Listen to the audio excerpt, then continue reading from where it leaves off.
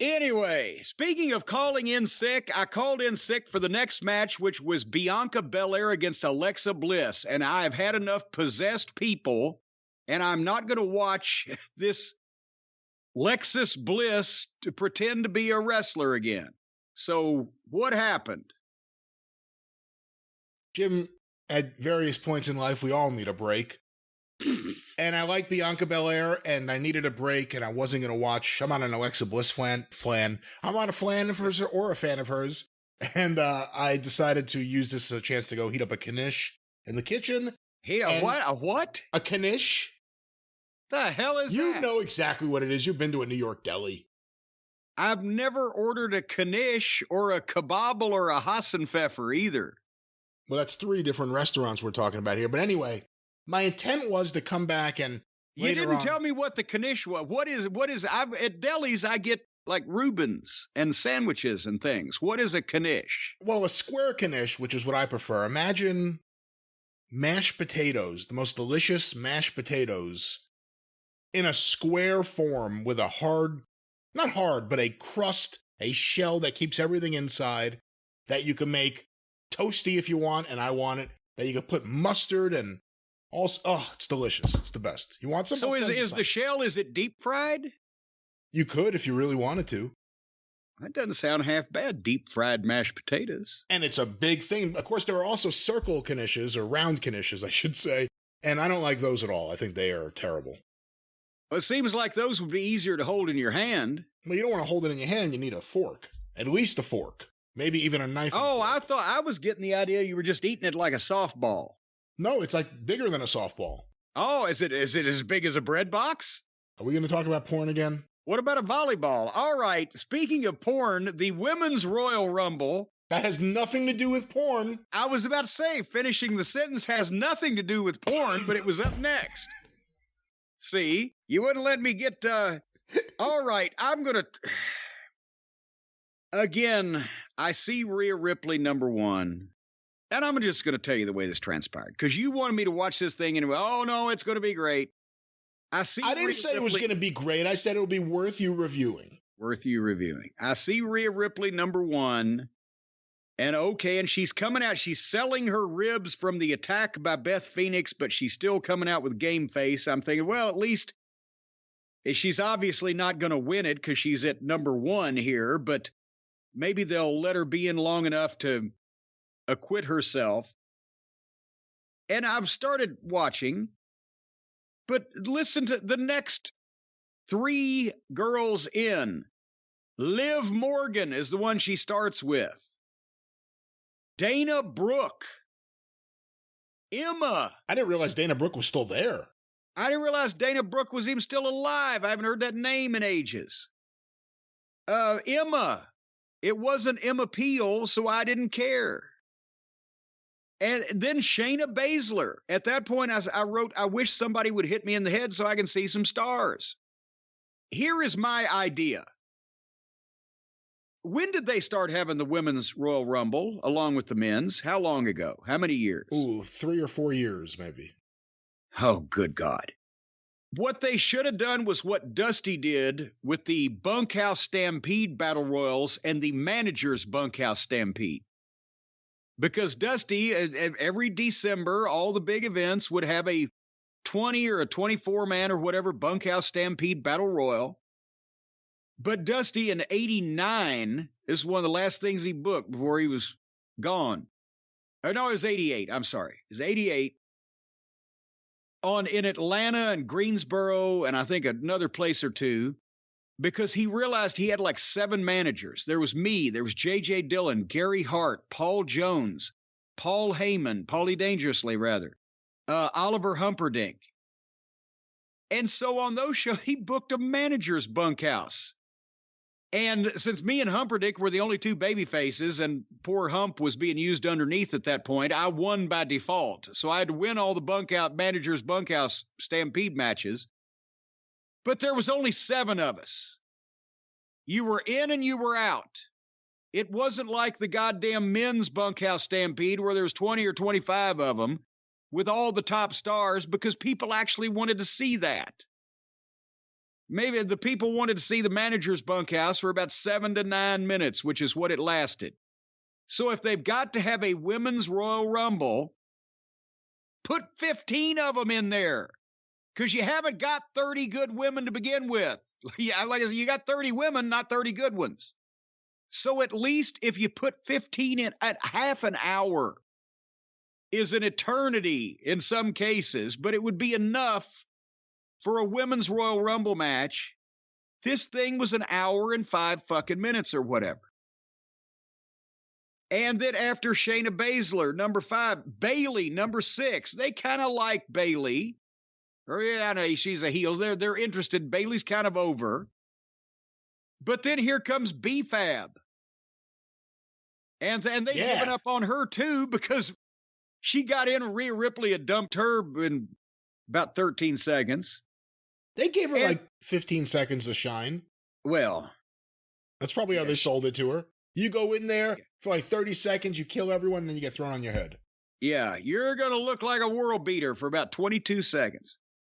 And then here we go, Roxanne Perez, Dakota Sky, Io Kai. No, you're getting those names completely mixed up. What? Dakota Kai and Io Sky.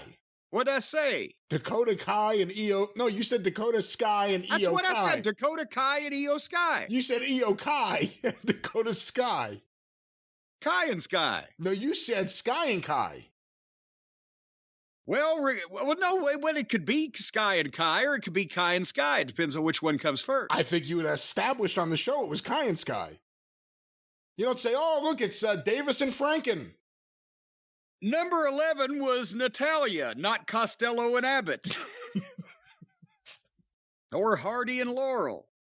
How about Johnson and Olsen? Allen and Burns. The Ritz brothers. I guess that works either way. Number 12 was Candice LaRue. Candice LeRae. Her too. Number 13. She's about as over as her husband. Zoe Stark. Number 14, Xia Li. I'm serious. It's been a half an hour. I will stop you, because I enjoyed the match. I will stop you. I will stop you. I enjoyed the match. And I may get the name wrong. I think it was Roxanne Perez from NXT. Was super impressive in here. And really good. So I want to, while you're just killing everyone and blowing past this thing, I want to point out someone who stood out for someone who I think a lot of fans there weren't aware of, and they were reacting to her because she was so good. She was very fiery, and I would watch some of this, but then I'd rub Harley's belly, or I'd look at a magazine, or I'd get distracted, or I'd have to piss, or But finally, point is, number 15, half an hour in, Becky Lynch, and the people woke up. Because this had been brutal in terms of star power.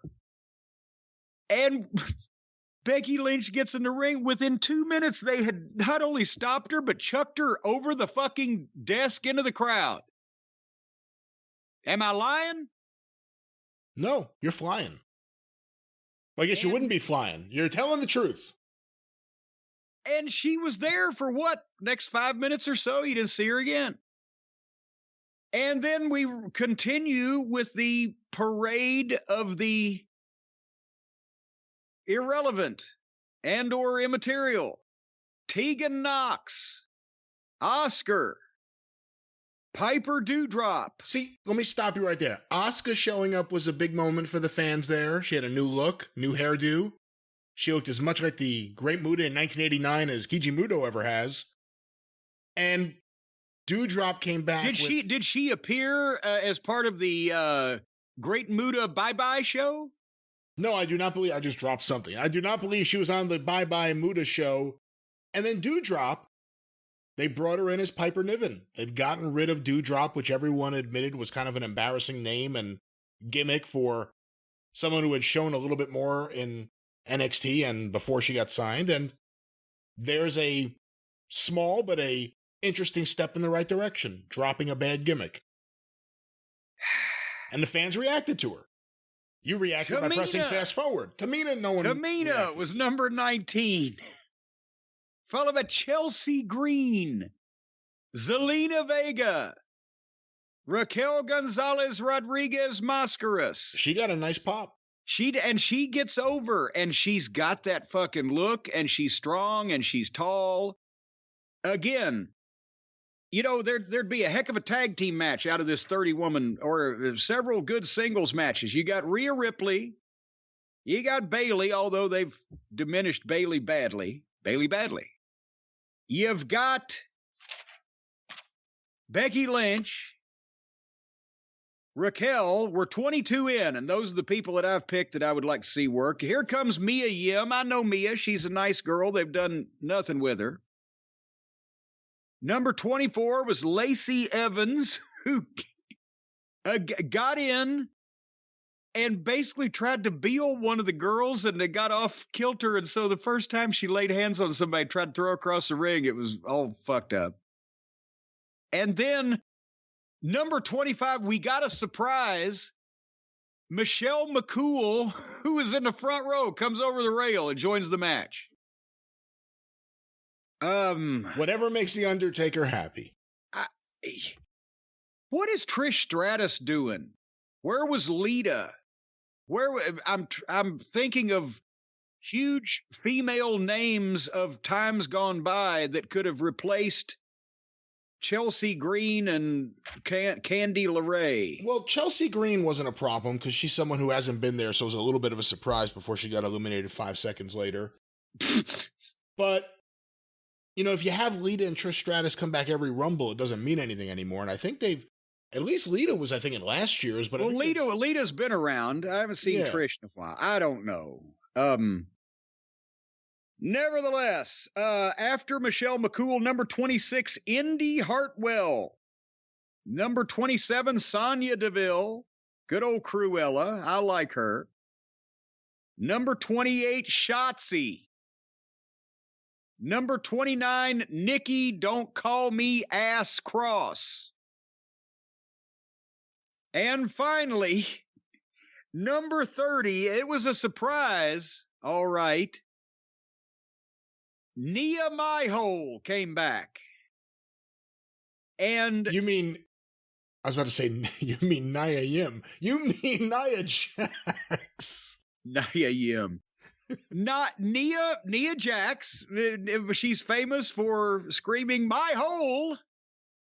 And she was there to fill the Andre the Giant role because all the girls try to gang up on her and she pushes them around because she's a fucking freezer with legs and a head. And then she was there to get slammed by Ripley, and then thank you for coming, Nia, before she was able to injure anybody. So now all the women are in, and we see that out of 30 women in the WWE, or 30 of these women, because Charlotte wasn't in it, Bianca wasn't in it, there's a couple other, but you got Rhea Ripley, Kana Bayley, Becky Lynch, Raquel, and that's the ladies that, and Lacey Evans, I don't even know what to say. That are the number of ladies in this match that will ever be in any kind of main event position on a big show in a singles match or a title match. And anybody care. That's the list right there. So, Rhea and Asuka and Liv Morgan, she stayed till the end. That little pixie, the little sprite. They end up on the apron. Asuka tries the mist. Rhea ducks. Liv gets the mist in the face. Rhea knocks Asuka off to the floor and then head scissors Liv off to the floor as well and won the thing. So she was in there for an hour and whatever, 2 minutes. At least they recognize she's their female superstar of the future. We know that now, that they're not blind to this and that they realize what we have for a while. She is the shit. But they didn't need an hour for this. I know you fast forwarded through a lot. I don't know how much you would have seen, but watching her in this match, watching the way she sells everything, she really is maybe the best we've seen. I mean, you know, she's young and she hasn't done a lot yet, but she works like a guy. Man, she's got she's got it down. Rhea Ripley's really good. The only problem I have with her is with her ability to sell shit and blah blah blah is that sometimes when she's in with one of these girls it just doesn't work because their shit is not good and she's selling it anyway. It makes her look bad. I cringe at that. I would keep her dominant over most of the field and only have her really be competitive with the Charlottes and the Biancas and the Beckys and a few other people you can count on. But she's got everything. You'd prefer a dominant Rhea? I think a lot of men would prefer I think, well, absolutely, as dominant as she can possibly be over all of those other young ladies on video. I'll pay a subscription fee. All right.